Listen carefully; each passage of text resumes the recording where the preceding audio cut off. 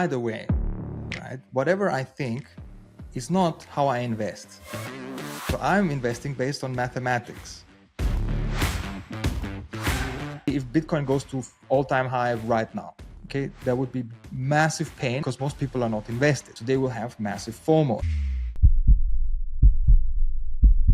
And then it goes down. So no, we will never ever have pure decentralized currency unless we don't have governments, we have something else. The bigger it becomes, the more control they will have. They must, otherwise you move out of the country without even moving money. Now it's nice because we're still messing around. I mean, $1 trillion is nothing, yeah? $1 trillion is nothing.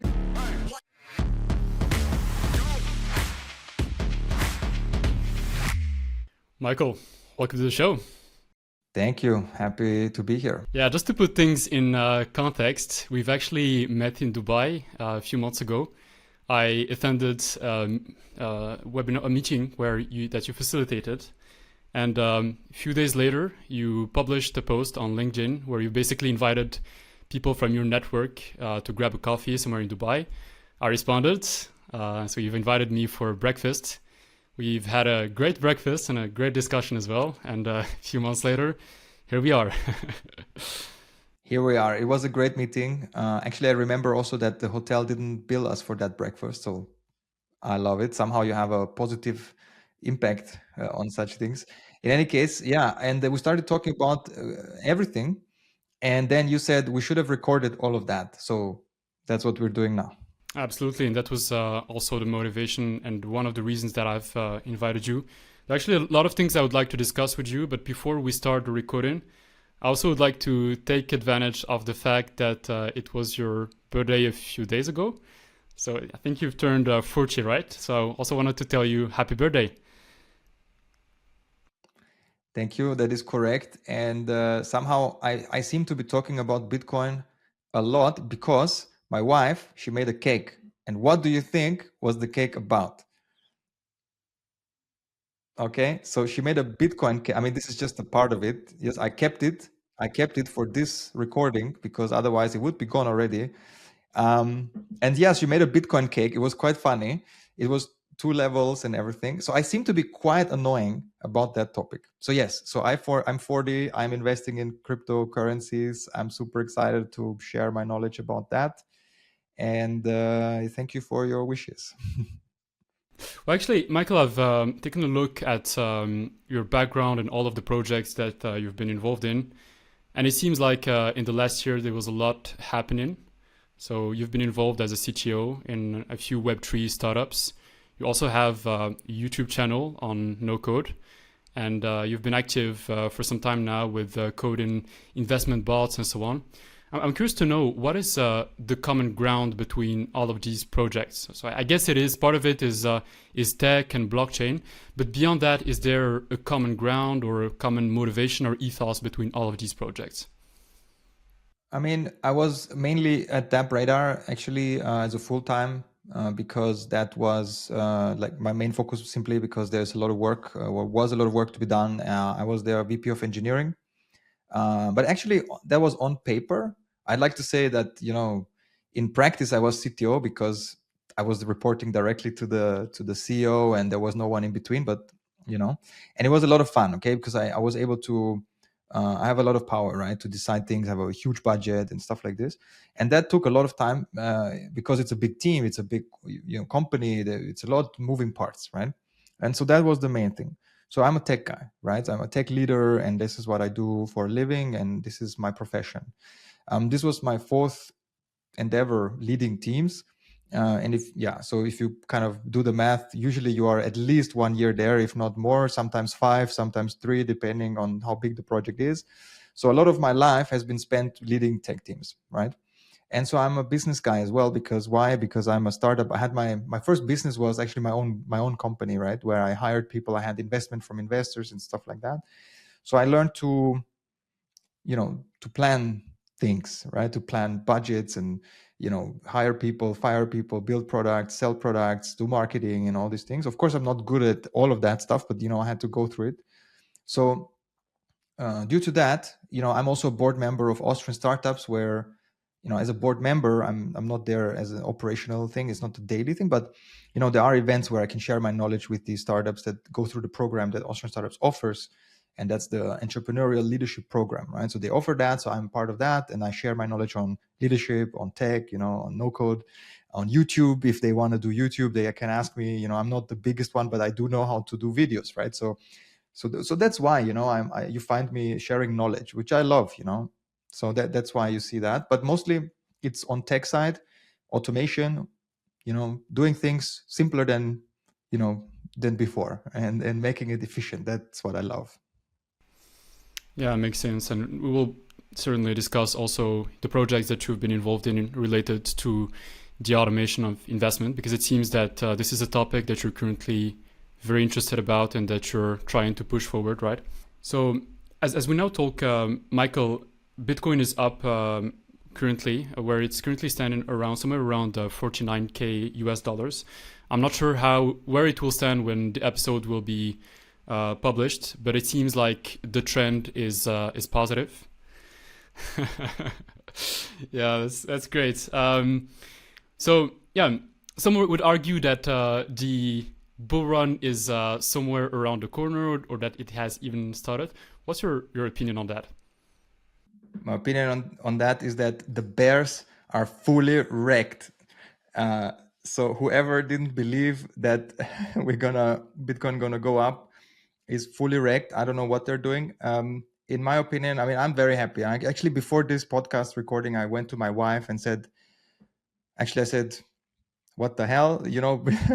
Bitcoin is above, 49,000. And she was like, what are you talking about? She's not into it as much, right? But she does, because I told her to buy a little bit. So she was excited about it.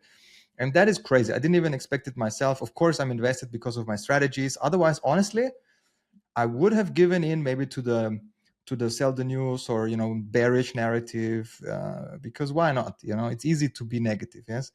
So anyway, I'm very happy I'm making money right now as we speak. That's really cool. What I think is this, right? I think that, and by the way, right, whatever I think is not how I invest. Because usually when people invest based on what they think, that's not working out. Okay. So I'm investing based on mathematics. That's my algorithms. They buy and sell automatically, right?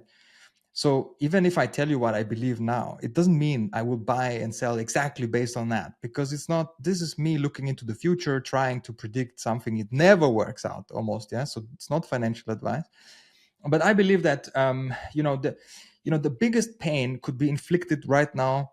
And this is what the market is doing. It's inflicting most pain to most people, right? And because that's why most people lose money, right? So when I say the biggest pain, is not because I want that to happen, it's because that's always happening. The biggest pain would be if Bitcoin goes to all-time high right now. Okay, that would be massive pain. Why? Because most people are not invested, right? So they will have massive FOMO and they will buy at 60,000, and then it goes down, right? So, yeah, that would be a huge pain. And the reason why, actually, I put a tweet on my Twitter saying that if you look at Google search trends, you see that the Bitcoin is very low on the Google Trends, right? So right now, it means that not a lot of people are putting emphasis on this. Sure, we are nerds, we look at that stuff, right? But most people, they don't care. They will come in when it's too late. That's why I'm saying. So I believe if it goes to all-time high, it doesn't have to go above. Okay, very close to all-time high, it will generate most of the pain. People will buy late, as always. My strategies will hopefully get out again, to protect from losses or from losing profits, right? And that's how it rolls, right? So I'm quite bullish. I'm very happy. I love this positivity. Green. I love green, and so yeah. And also, more people are kind of asking me about my strategies, because they want to know, hey, should I buy? What should I do now? And honestly, if somebody comes to me right now and says, should I buy? I tell them it's too late. Already now it's too late, even though we're not yet at 60K, right? Because there is no strategy that I have that would give you a buy signal right now. It has given that already. Okay, it's late now. So you see what I mean? So even if somebody comes and says, I want to buy, and say, yeah, but it's your risk now. It's a very risky moment to buy. So don't buy, okay, right now. Just because you're late. Now wait for the next pattern to play out, or find a different asset that didn't pump yet, some altcoin or something like that, right? So, and this is what people do not want to hear, right? They want to hear other things, but if you're late, it's over, right? You missed the train. But when you say that someone is late, doesn't it depend on the period on which you intend to keep the assets locked? So let's say, for instance, if I would like to invest in Bitcoin, but this is not money or assets that I would like to use in the upcoming months, let's say. So I'm ready to keep it for 1 year, 2 years, or even more. In that case, would it be a good investment? Would it be early? And would it be interesting for me as an investor to invest in Bitcoin or a similar cryptocurrency? I mean, sure, I can say yes to this, and we're all being happy and move our ways, and it's fine. But I cannot, yes, because the thing is this, right?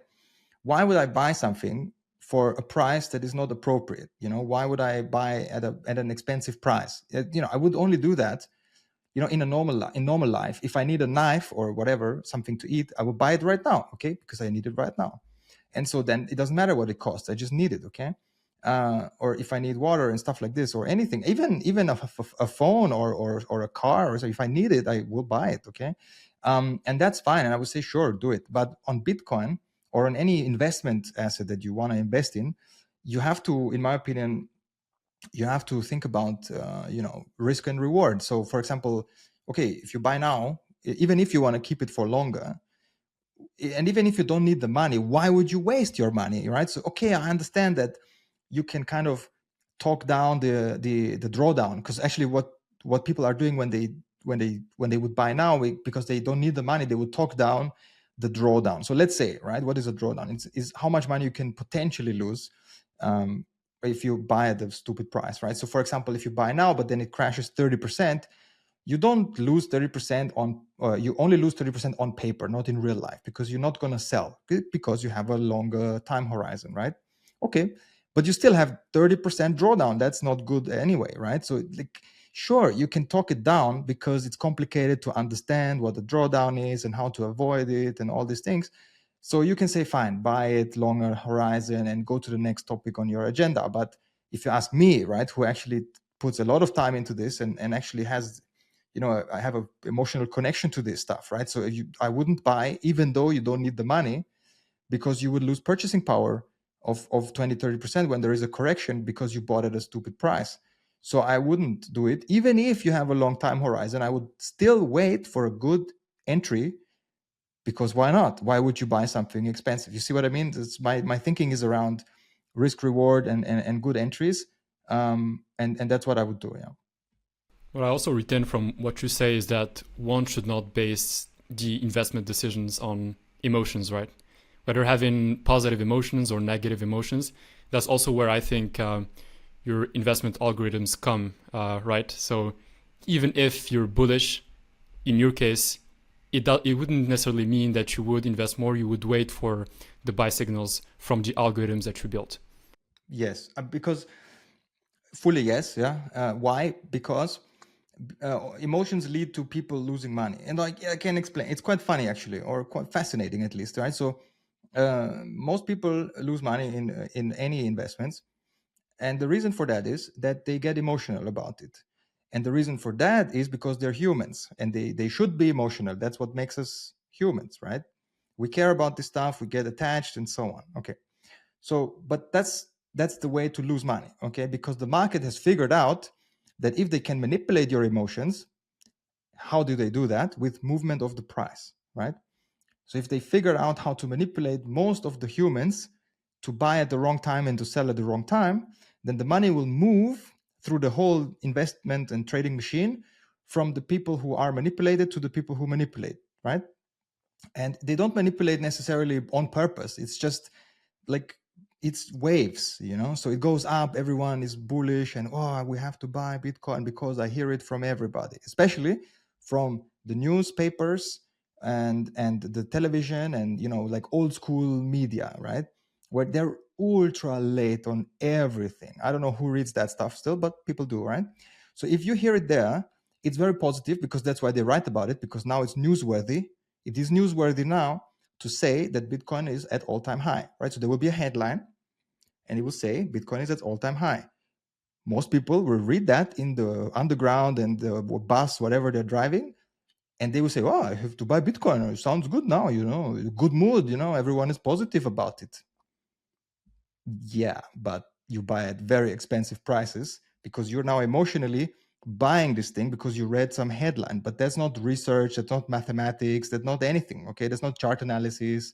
That's just random, And so you see, and then it goes down because, well, you bought at a high price, and now you're even more emotional because now you say, wait a minute, I'm losing money now. What's happening? I will sell because I lost 20% already and I cannot afford to lose more. So they sell. And what happens? Price goes back up. Not immediately, okay? But overall, price will go back up. I should not have sold. Let me buy back in because, and then this whole thing repeats for a long, depending on how long the human that has done this mistake will take to learn from it. It will repeat for his life or her life so many times until they find me and I tell them, I mean, I'm just one option, yes, but I tell them that automation and mathematics is better and can generate better profits and better returns than what these people are doing manually. I'm not saying it's the best on the planet. I'm saying it's way better than what people are normally doing, right? When they are doing whatever they should not be doing. So, so there are many options to do better, and some people like to DCA, like dollar cost average. Some people like to just buy and not do anything anymore forever, just hold it forever. That's fine. But some people like me, they want to do way better than that. They want to actually buy and sell every few months, every few years, depending on the trend, so depending on the mathematics of that asset, right? So that's because that's me, but different people do different things.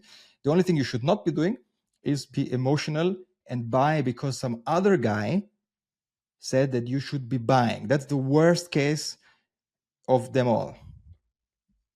And in the market, Michael, one can find a lot of bots being suggested to investors. But for someone who does not understand necessarily what stands behind such bots, they see it as basically a black box without necessarily understanding what are the algorithms that are behind. How would you explain it to someone who does not have a technical background? How do the bots work? How the algorithms work? And what are the signals that such bots would take into consideration to make the decisions of investments?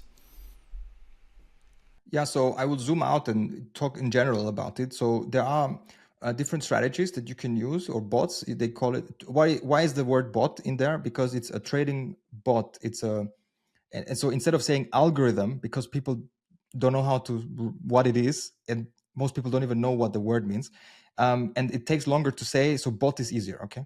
So, so it's a robot. So that bot is even the abbreviation of that is trading for you, yeah? And now you can choose there are many robots, right? There are bots that you can use. And most of them are somewhere on an exchange. So you have Binance, Bybit, and such, and KuCoin, and they offer bots. And you can click and say, I want to put my money in there, and then pray to God, And these bots, they either do something very basic like DCA, like dollar cost average, where it's kind of easy to understand. Basically, you buy on a daily or weekly basis with the same amount, no matter the price. You just buy, right? So you get a good average price and it's fine. Okay, that's easy to understand. Every other bot is way more complex. The next bot you find, which is very common, is the grid bot. But trying to explain a grid bot to somebody, it doesn't make sense, yeah?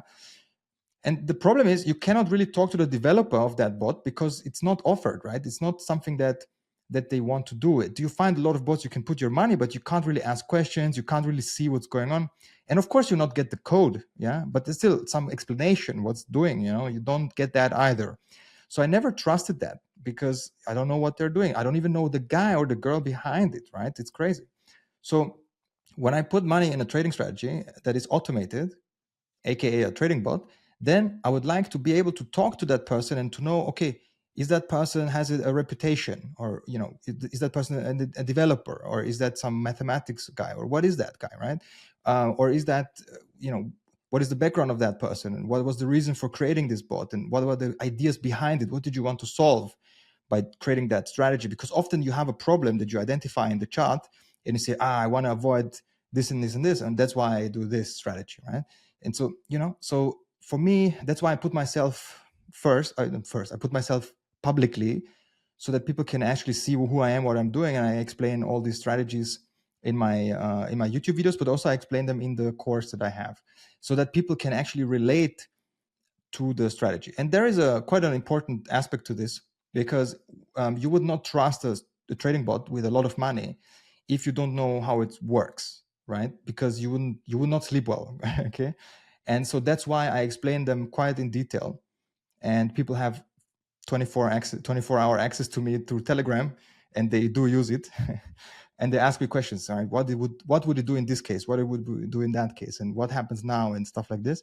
And because I answer and I explain and I show examples of what happened in the past in that same situation and stuff like this, people start trusting it more and more. And now comes the most important part.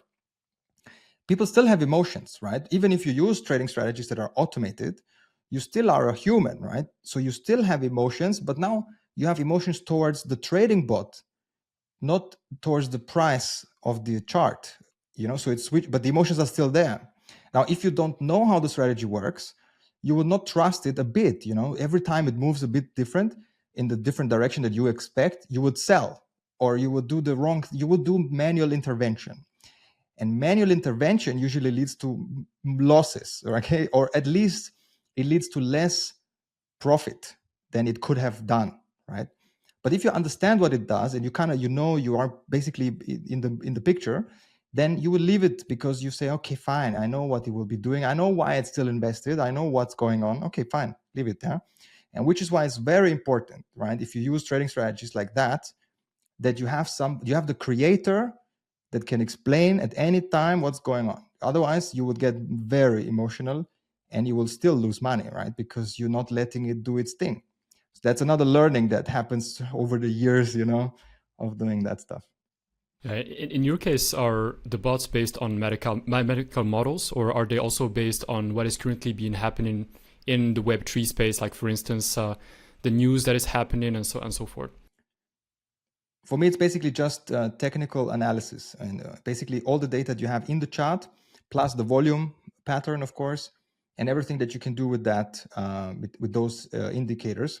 Because I don't trust the news or Twitter or something like that, because we have seen in the past that they can be manipulated. So, for example, right, there was a news about Bitcoin ETF being approved, but it was wrong, and it was on the official account of a news page that was very reputable.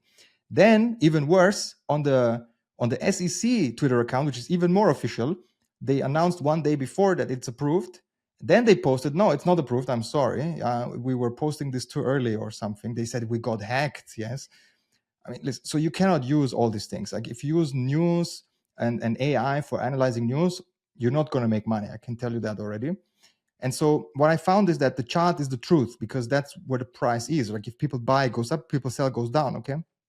You cannot manipulate that, especially not on a longer time frame. Okay. And that's what I'm doing. I'm not trading on an hourly chart or 4 hours or stuff like that, because it's too volatile. People can manipulate these short time frames very fast and very easily. But if you trade on the daily chart or more, then it gets harder to manipulate, right? Yes, your trade will be open longer, but it doesn't matter, because you're not paying money for opening the trade anyway, because you're not going in margin, or you're not borrowing money to do that. You only go long, right? Because that's the less risky approach. So you do that, you have eliminated a lot of these errors, right, that can happen.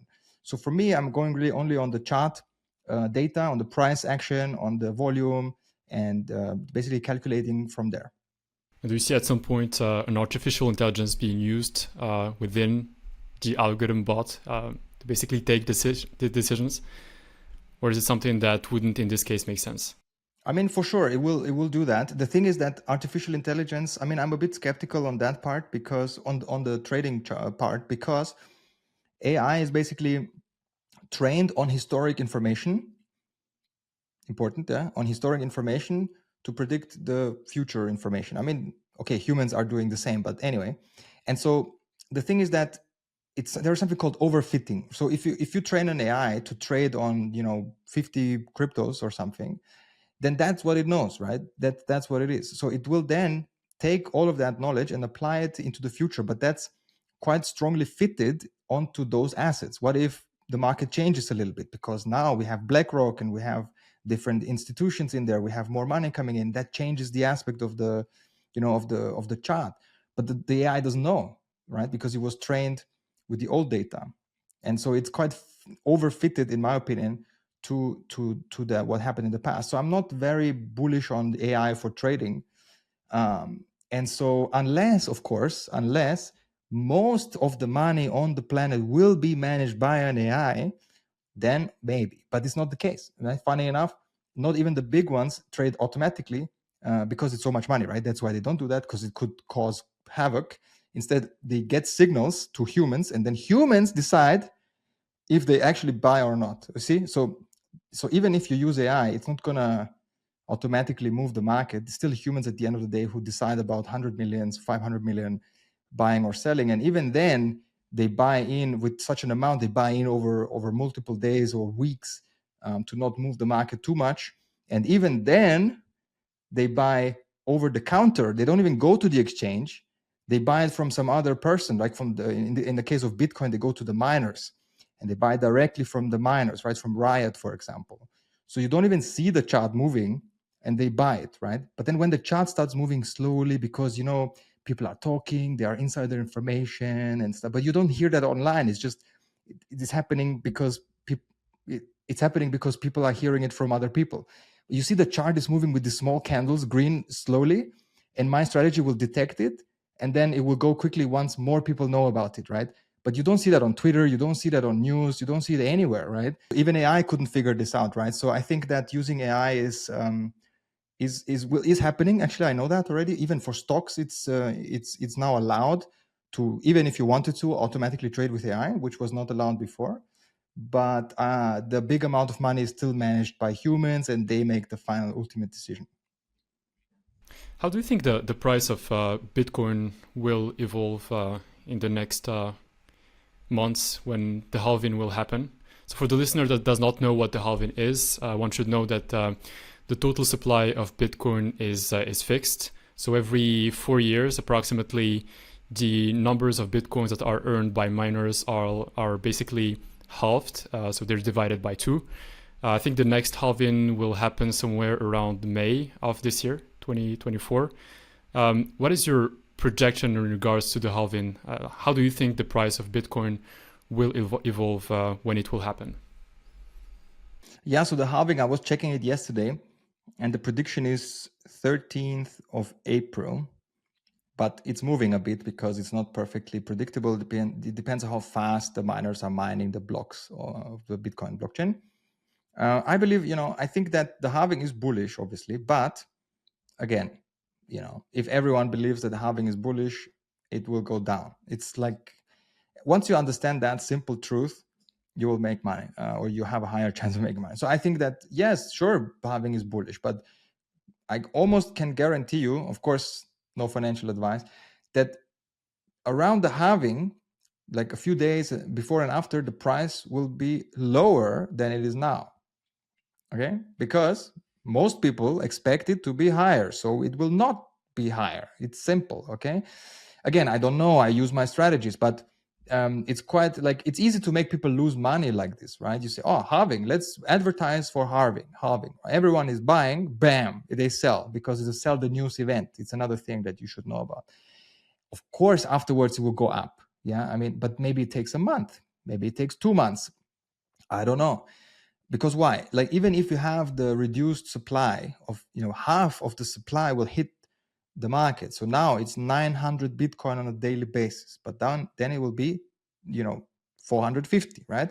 So sure, but it's not going to be felt in the market immediately, right? Sure, everyone knows it's less, but do you really feel it? No, you don't feel it. It takes a bit of time for people to realize, and for the market to sniff out the, there is less supply. Wow, okay, then if I want to buy Bitcoin because my clients want Bitcoin, I have to buy that at the market price, which is which is not great, but I have to buy it because my clients, so let's buy it. And in that case, price goes up. So if they don't have any other option, more people want Bitcoin than there are Bitcoin available on the exchange, and also over the counter, exchange, then the price will go ballistic, So then when that happens, I mean, maybe it happens already now because some people want to be early before the halving, but I'm quite sure, really, it's quite unrealistic that halving will be higher price than right now, honestly. Maybe I'm wrong. You can comment down below in the video and see what's going on. Again, I'm not trading based on what I'm saying right now because I'm a human and I don't know what I'm talking about. But my trading strategies, they will tell me what to do based on mathematics and what's really going on in that time frame, right? I don't know, like all these predictions. I mean, if you watch any other YouTuber that tells you, it will happen exactly like this, like you can also throw your money out the window. It's the same outcome. So yeah, that's what I believe. Yeah, makes sense. In general, I'm also curious to know how you think the price of Bitcoin will evolve on the long term. So when I talk about the long term, let's say on a horizon of 5 years to maybe 10 years, some people would say that it will certainly go up to 100K US dollars. So of course it's hard to define, to have a precise projection, but at least one can have an opinion on the trend, how it will evolve, and the range that it will probably reach. What is your opinion on that, and how do you think Bitcoin will evolve in the future?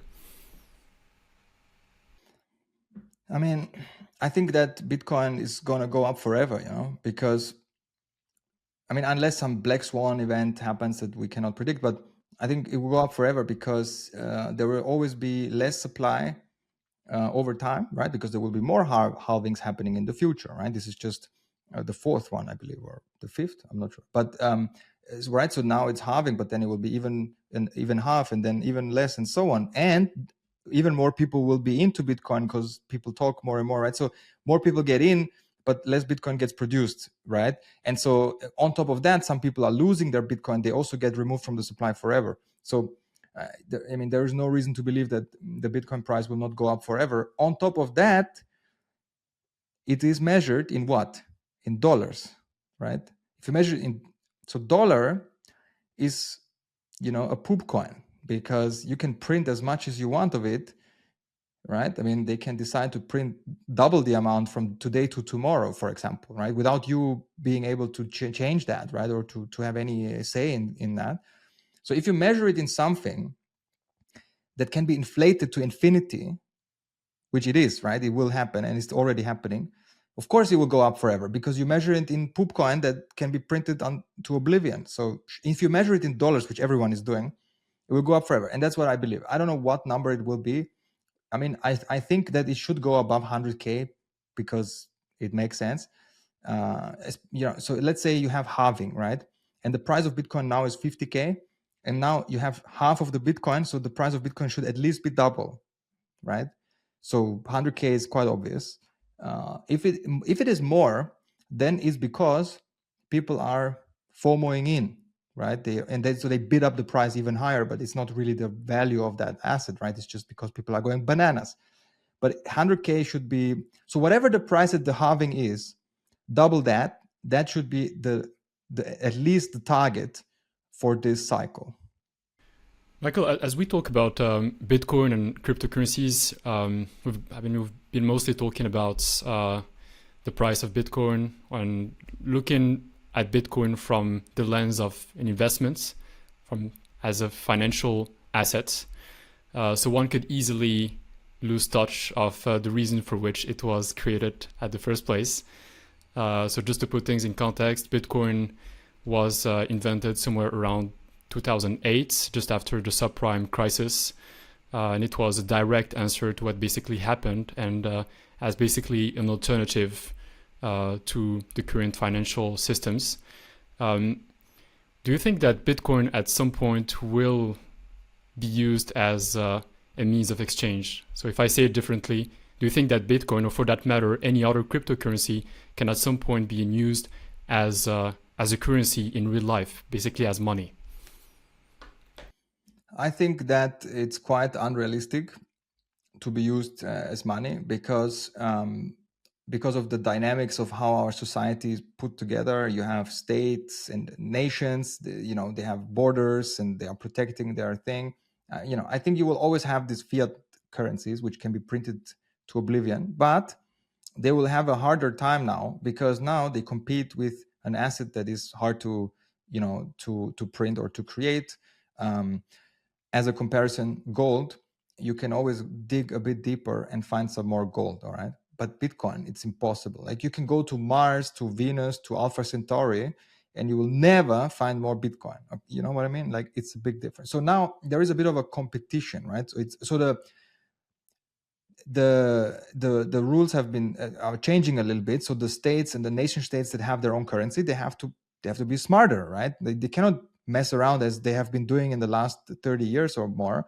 They have to, because now they get measured in Bitcoin. So I think that you will have the euro in Bitcoin and dollar in Bitcoin and yen in Bitcoin, and say, wait a minute, based on that, Bitcoin is going to the moon because they are printing they are devaluing their currency. So what I'm saying is, politicians have to be smarter. They have to make better decisions instead of just printing until the end of time, because that's, usually they are in power 4 years and then they try to get the best out of it for themselves as well. Many of them have businesses in the background, if you don't know, and they give themselves some work to do, and then the money somehow makes it into their family. Yes, like most corrupt institutions, or countries do it like this, right? But they cannot do it anymore in the future because, or not to that extent, because they will be measured by some asset that is way better than them. So I don't think that Bitcoin will be like, I will buy my car with Bitcoin. In some occasions, yes, because you go to buy a very expensive car and then you say, listen, let's not pay the fees on transferring it to the bank. Let's just, I give you Bitcoin, okay? And yes, that will happen. But this is rare occasion when we do a deal, maybe. But when you do your daily business, I think you will forever use some digital version of the existing currencies that we have. But those currencies, like I said, they will be held to a higher standard now because they have to, right? And I don't know exactly. It's quite hard to predict monetary policy in the future and so on. But so far, every currency on the planet has died and does not exist anymore, right? So you have 80 to 150 years that some currency can exist, and then that's it, because of bad monetary policy, because of human emotion and greed and these things. And catastrophes. Catastrophes happen. You need to print money. You print money, bam, you have inflation, right? So there is no way that you will take that away from states, because if there is a catastrophe, they have to print money because they need to help humans, right? That's not a bad thing. I mean, I'm not saying that's bad, but if you have Bitcoin only and there is a catastrophe, you cannot print anything. So now what? You cannot help people because you can't create the current. You see what I mean? So there is no way, okay, that like Bitcoin will become money. I don't think that any cryptocurrency will become money either, because that's quite even harder to imagine. Because every other cryptocurrency has actually a company behind it, has a founder, a leader, something like that, right? Some kind of association, whatever. But Bitcoin doesn't have any of that. Like, it exists and it came from God, right? Not really, but the founder is not around. There is no leader, and that's why Bitcoin is so important, because it's the only one that has these characteristics. So yeah, I don't think that any other one can take over. Maybe some countries will try to use it as their reserve currency, like to put it in a vault and to say, hey, we have 1,000 Bitcoin. Worst case, we're gonna sell a few of them to buy our shitcoin to then help people, right? That's okay. I mean, that's what they're already doing with gold, right? So if they just replaced gold with Bitcoin as their reserve, that's already massive, But I don't think that the same way you don't buy anything with gold right now, or very seldom, right? If you're Dubai, you go and buy a car, maybe, right? But other than that, it's not happening. Yeah, I definitely get your point. My personal opinion about that is that I definitely agree that Bitcoin and would not replace, at least on the short to mid-term, cryptocurrencies. But I think that governments will actually come up with their own version of cryptocurrencies, so-called CBDCs, like that leverage technical aspects of blockchain technology, but they still keep a control that they would not have with cryptocurrencies that are based on blockchains that are totally decentralized. And I would also argue that it also depends, I think, on the countries. So it seems like in the world in which we live today, there are a few countries that have monopoly. So, for instance, there is the United States. There is currently the standards of the US dollars, where most, if not all, of the currencies are backed by the US dollars. So it makes sense for the United States to keep this monopoly, because that's a shape of power that they, of course, would not like to lose. But there are some other countries, like, for instance, the countries of BRICS, the countries in Africa, and so on, where they feel that they are basically losing in the whole deal, right? So for them, it would make sense to have an alternative. And when one thinks about the alternative that we would have, I'm not sure that we would come back to the gold standard. I don't think that would be the case.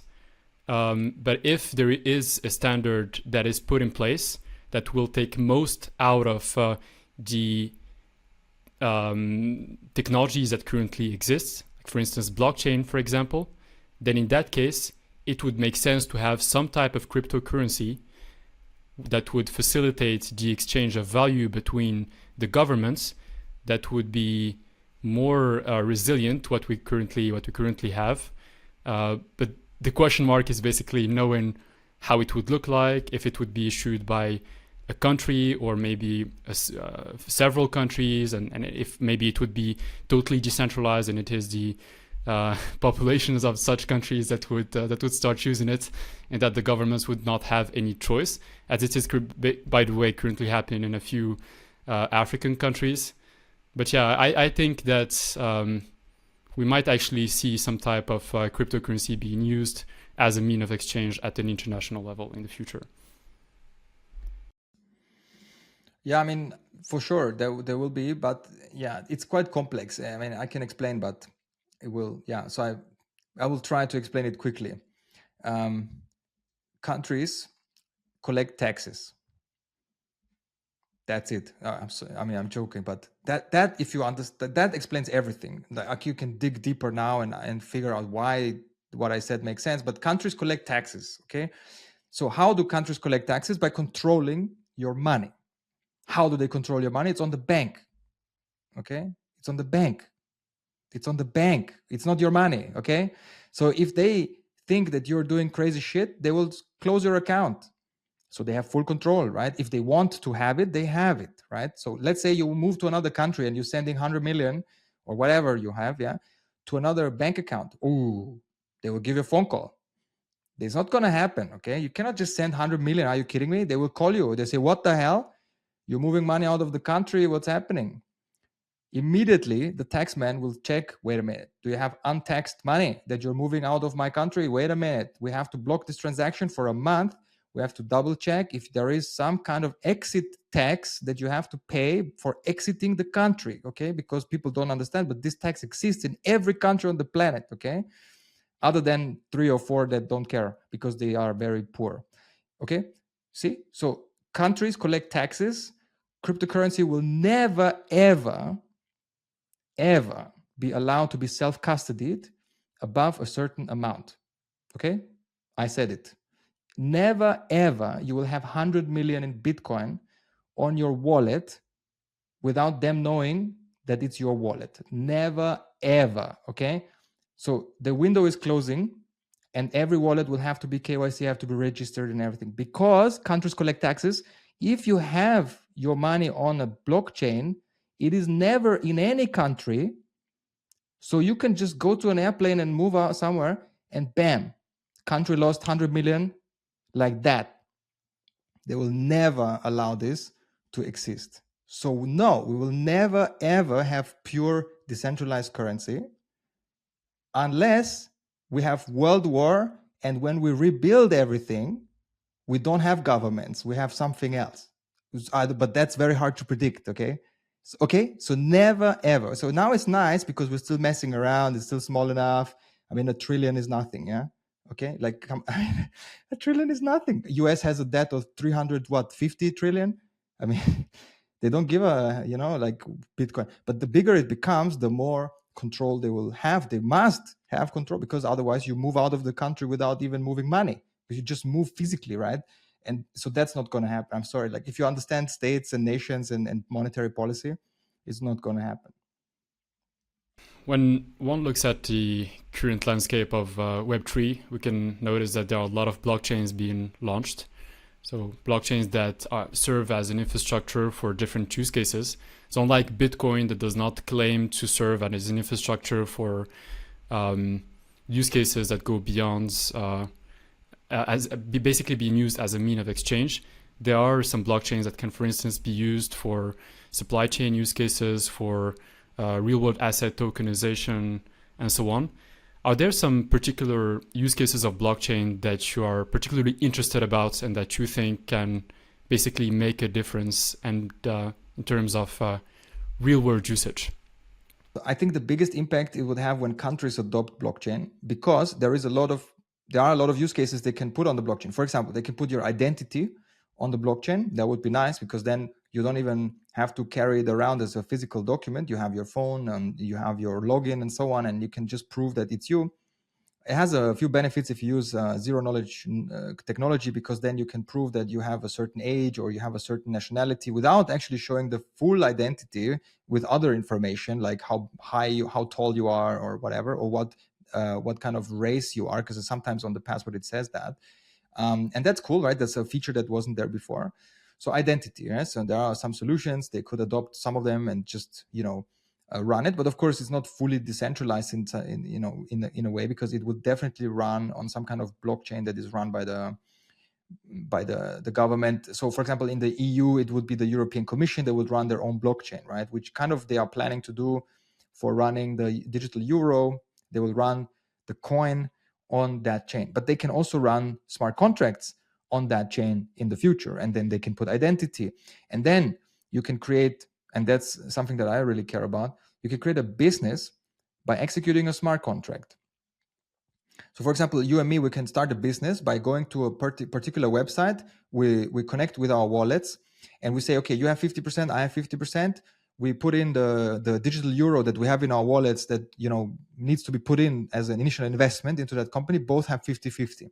And boom, we have a company. That contract is standardized. It's not one that we have created. It's one that European Commission provides as a European-wide company structure that you can have.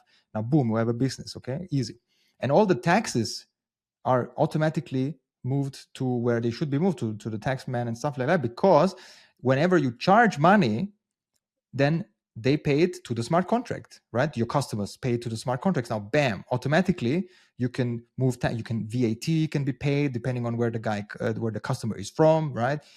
Taxes can be paid, bookkeeping is easy, all these things, right? So, I mean, that's great, okay? Yes, it's centralized as hell, but it makes life easier, right? And so, yeah, so I'm quite realistic here. I'm not trying to change the world from today to tomorrow completely, but I'm saying I think this is the next step, which is already hardcore, but this is the next step, yeah?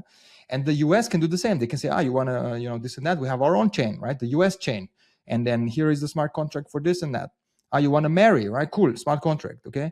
You want to whatever. You get a diploma from the university, boom, smart contract. It's all on the same chain because it's reputable and it's, it's like it's given reputation by the whole country, right? And that's it. Of course, they will have the keys to change whatever they want because, it's still a centralized system, but whatever, And then maybe if we go to another planet and we have the chance to create a completely new system from the scratch, yeah, maybe it's decentralized, but not on this planet. And so that's one use case that I think is cool. All these official documents and this official business making stuff. Other things that are interesting is obviously the remittance payments of transferring money across the world without borders. There are many hurdles to send money around today. That's quite an obvious use case. I mean, it's already happening now, and all these things, Western Union and stuff like that. Bye bye. I mean, these companies are like the mafia. Let's get rid of them and let's just use the blockchain to send money. That is nice. So that's cool and helps a lot of people. It's huge benefit. And then the other use case, it's becoming more like gimmick. Sure, you can have your gaming characters and stuff like that on the chain, but honestly, who cares? But okay, I have to mention it because it's quite it's a hype and so on. But I mean, it's entertainment. Like, who cares if it's on the chain or not? Like, anyway, but it will be okay, because that's what people care about. And then comes another use case that kind of derives from that, is that, let's say you go to Amazon, you want to buy something on Amazon, right? And then in your browser, you go there, and Amazon says, hey, wait a minute, in your wallet, you have some kind of gaming character that is level 500 and has this hammer. Look, we have the hammer. You can buy it in 3D and send it to your home. Or the whole character, we can print it 3D for you, or whatever the hell connected to that thing. Because now it's digital, it is in your wallet. Amazon, you can give Amazon access. Then you know what they will give you for access? They will give you 10% off your next purchase. So you will give them access, okay? Then they have access, and then they can give you recommendations for products that fit your whatever you're doing. That is great. That was not there before, because how would they know that you play World of Warcraft? They have no idea, right? But now they have. And that's one use case. And these kind of things, Tesla can do the same. They, you have your phone, you put it on the car, and it detects that you have this and that, and it can be funny, right? So all these interoperability things will just generate more business for people and more opportunity to distract you and offer you something. But let's say it's not bad, because if it makes you happy, why not? That's fine. And so, yeah, those are the things that I see coming. Yeah, one use case that I'm personally very excited about, and I remember this is something that we discussed when we had breakfast in Dubai, is basically the use of blockchain as an infrastructure that would facilitate investments in, for instance, the emerging markets. So now we have a lot of liquidity being put in different blockchains, and this liquidity is looking for yield. And from the other side, you have a lot of emerging markets, like for instance in Asia and Africa and so on, that are looking for investments. And so far, only institutional investors were able to access such markets and to invest in whatever projects made sense for them, where we currently can basically imagine having a system where retail investors, so people like you and me, like for instance being in Europe or North America or even in Africa for that matter, who can, for instance, invest with cryptocurrencies in projects that make sense, that have a lot of impact in emerging markets. It could be, for instance, in housing, to provide better housing conditions for populations. It can also be, for instance, to invest in energy, in education, and so on. And what's also interesting is that these markets actually generate very interesting yields that would be very hard, if not impossible, to have in Europe. For instance, like real estate in the African continent can go up to, the yields can go up to 20%, sometimes 22, 25%. So it's basically a win-win situation.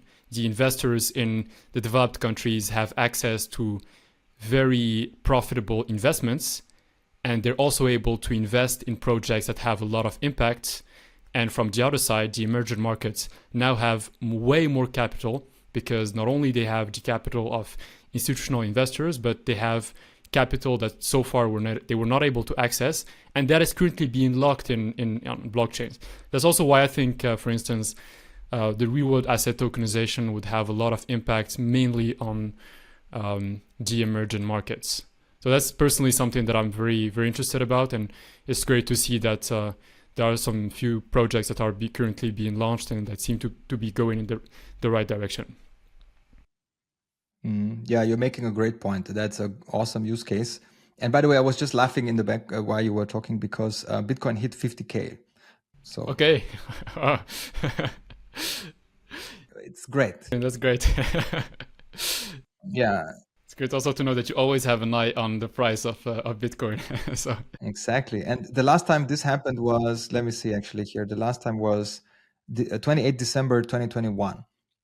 So, man, so we're coming back. Anyway, your use case, I mean, yeah, it's a great idea. And also because you have this money that is digital, right? It's on the chain. So you can just invest in whatever project you want, and you don't have to be like, okay, how do I transfer this money from this bank to this bank? And, like, it's a pain. Like, I wouldn't do it myself. But you're right. It makes it much easier. So it's more convenient, actually, to invest in these emerging markets with cryptocurrency. Fully agree. I think it's a great use case, and a lot of companies will definitely take advantage of that. Michael, beyond money and also the technicalities of such projects that we've been discussing so far, what meaning do you find behind Web3 projects personally?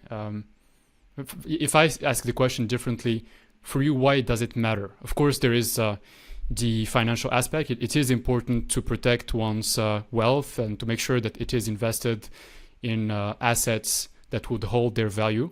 And this is, of course, something that is sound and respectable. But beyond that, is there a particular meaning that you find while working on such projects?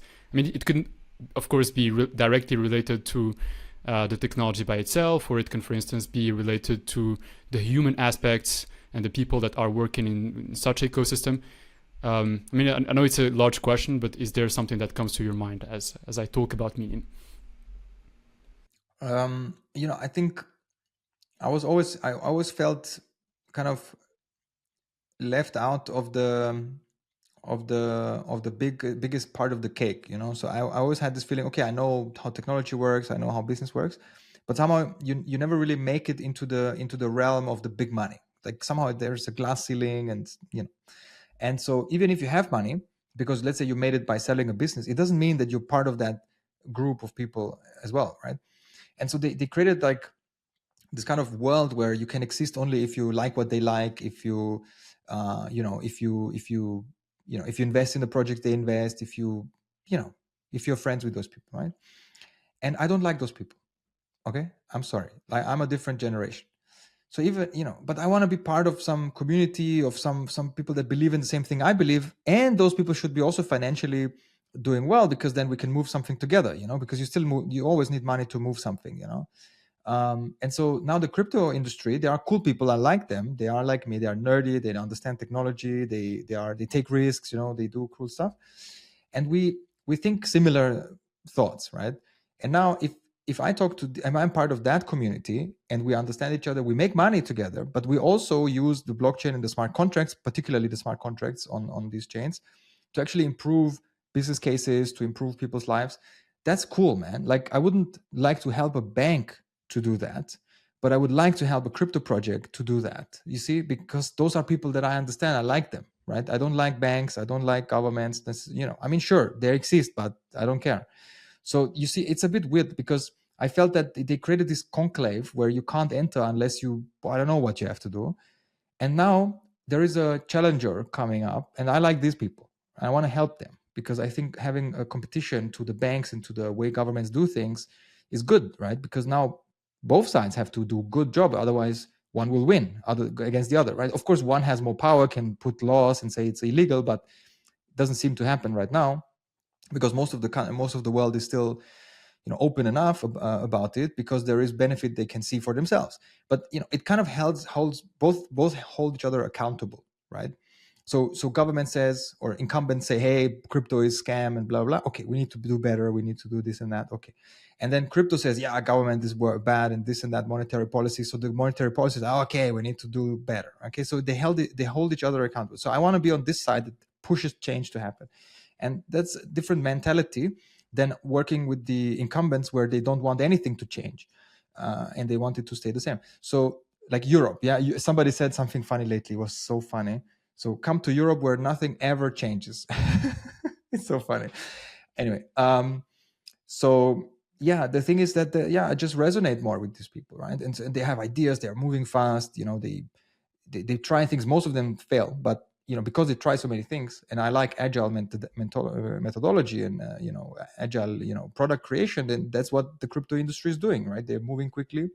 Yes, they have stupid ideas, but some of them are great and they will stick, right? And people will join, and I really like that. Whereas in the other camp, you have this stagnation of this movement. It's very slow and it's very boring. Really, nothing is happening. Yeah?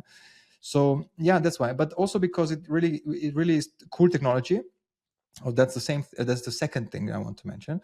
Because I am a tech guy and I do like it, and I look at it and how can you create like a layer 2 of Bitcoin, for example, because now that's a hype. Yes, like it's a new thing coming up. Yeah, you will see.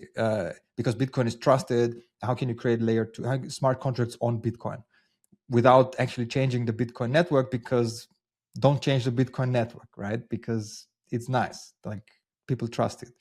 You see, and then that is happening now. Like, can we do it? Is it cool? Has it had issues? Okay, people are launching all sorts of things that so far are not great at all, but it will happen, right? Because people are pushing and trying, and I really like these people, honestly. Like, even if they fail, I like them because they tried. So yeah, that's this aspect of what do I believe in. I believe in moving fast and improving people's lives.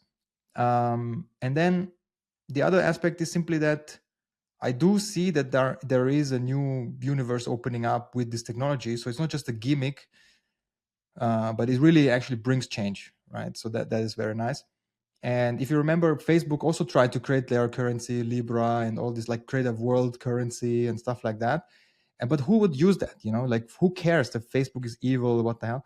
You see, but now, so that was a gimmick, but now we managed to create it bottom up, right? Without, some institution funding it and allowing it or whatever. Like, I really love that. And it kind of also, it makes me feel positive about the future, because if we can create a currency that or at least a store of value that everyone on the planet can use, and we're still around, and actually it grows in value as crazy, we can do anything we want. Like, that was like, if you come to me like 20 years ago or even 15, and you would say, hey, we will create a new reserve asset, and we will replace gold, let's say, for most of it, people will say you're crazy. It's impossible because the financial world will be against you and all these things. But we manage, right? And because of that, I'm really bullish, and I really like this, the momentum, the mood, the way that it shapes up. I think everything is coming together now. And yeah, so I want to help this industry. So how can I help him, to grow? Well, I have my tech skills, right? I'm building projects. I'm building algorithms for people to make money with that. And so, yeah, I do what I can. Yeah, part of what you say is that basically the incumbents and multinationals are serving a select few, or such projects in that we currently see in Web3 serve individuals or people like you and me that so far were somewhat left behind, basically. And what I also like is that this is obviously this is something that is also applies to the investment algorithms that you're developing. And when you basically when we met and you've explained to me how it works and how you intend to grow it and how it serves people and so on. So and it basically reminded me of financial books that I've read a few years ago, where they basically said that when you invest, you should basically make sure you can imagine your money as being your slave, and this slave basically has children that will therefore also become your slave and will make you more money and so forth. And what's interesting with the investment algorithms that you build is that this is something that is visible. We can see the algorithms making a decision, and we can basically see it as an algorithm that is basically serving us as an individual. And I personally find it to be very enjoyable, and basically it reminded me of also of the financial books that I've been reading a few years ago. Yeah. And yeah, but also like automating, let's say there was no crypto, yes, and you would automate buying stocks, for example, yeah, it would be much harder because there are 50 million rules, and the exchanges will be very cautious allowing you to do this at all.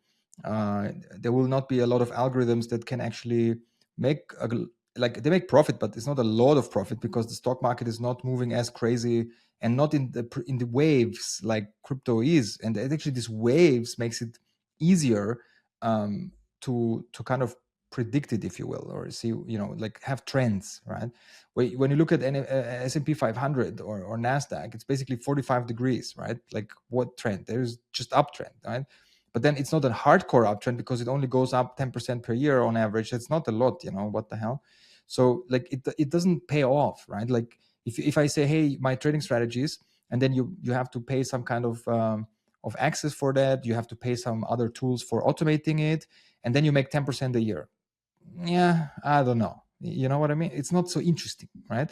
But crypto is interesting, or Bitcoin actually, because it has these cycles and it's not even close to its value, right? Because of the halvings and all these things we discussed before. So, it makes it so exciting for people, and it gives them, the lost generation that that couldn't make the money that the boomers created with them buying a lot of real estate, because now real estate is expensive. People didn't, right? So now how do they make money? Crypto, right? That's their go-to thing. Or well, they become content creators, might help as well. But I think it's a perfect storm, where you have the monetary policies falling apart, not completely but crumbling at least.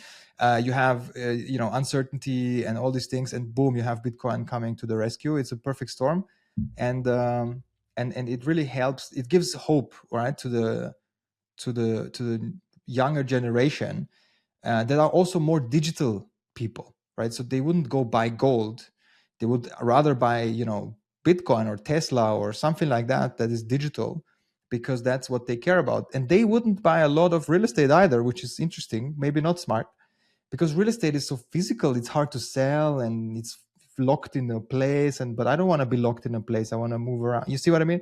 So it comes at the perfect time where the zeitgeist fits, and the incumbents are making mistakes and they get punished and by this kind of movement. It's a fascinating time to be alive. Yeah.